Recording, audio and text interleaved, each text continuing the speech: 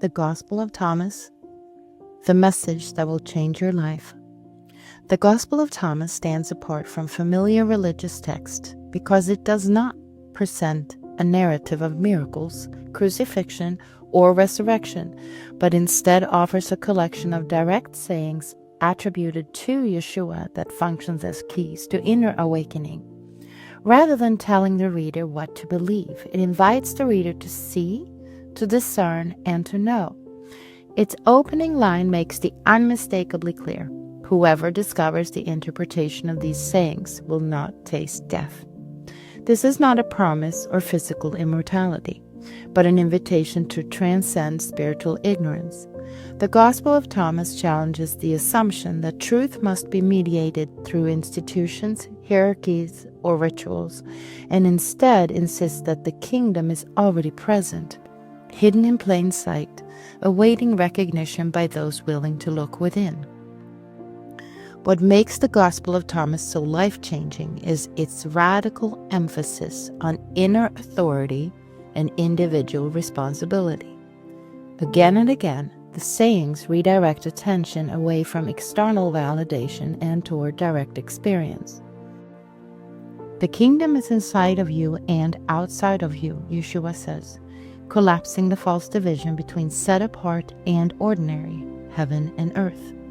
Awakening in this text is not achieved through obedience to doctrine, but through awareness, learning to see reality as it truly is rather than as it has been explained or imposed. This message can be deeply unsettling because it removes the comfort of delegation. No priest, institution, or intermediary can awaken on your behalf. At the same time, it is profoundly liberating because it affirms that the capacity for truth is already present within you. Historically, the Gospel of Thomas helps explain why it was forbidden, marginalized, and excluded from the formal biblical canon. Its teachings undermine systems of control by refusing to place spiritual authority in the hands of an elite class. The text does not establish a church, define offices, or prescribe rituals. Instead, it speaks directly to the individual conscience, calling each individual to awaken from spiritual sleep and reclaim what has been forgotten. This inward focus poses a threat to institutional religion, which depends on structure, compliance, and centralized interpretation. By teaching that enlightenment comes through self-knowledge rather than submission, the Gospel of Thomas quietly but decisively challenges power built on dependency and fear. On an individual level, engaging with the Gospel of Thomas can change the way you understand yourself, your life, and your relationship with the divine, the living Father.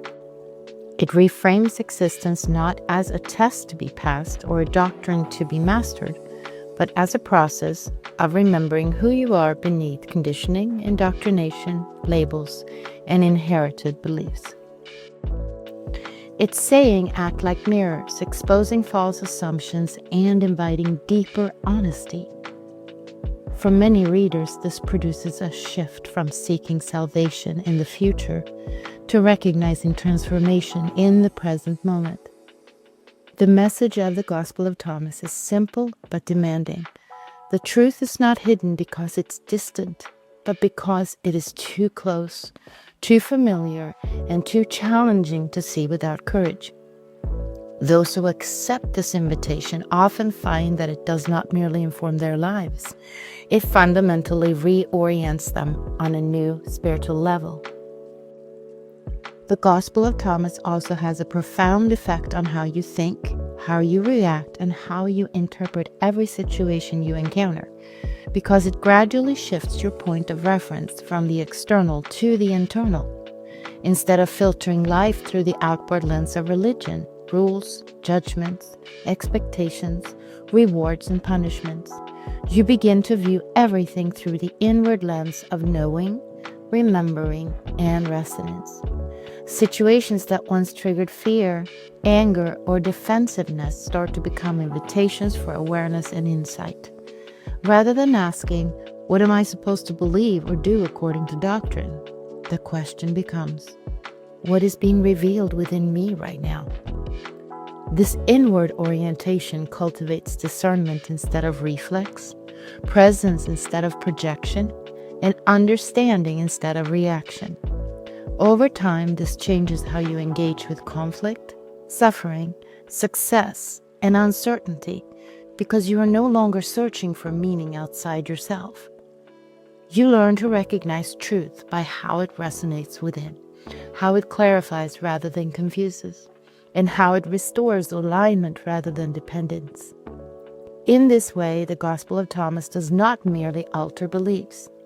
It rewires perception itself, teaching you to meet life from a place of inner authority, coherence, and awakened awareness.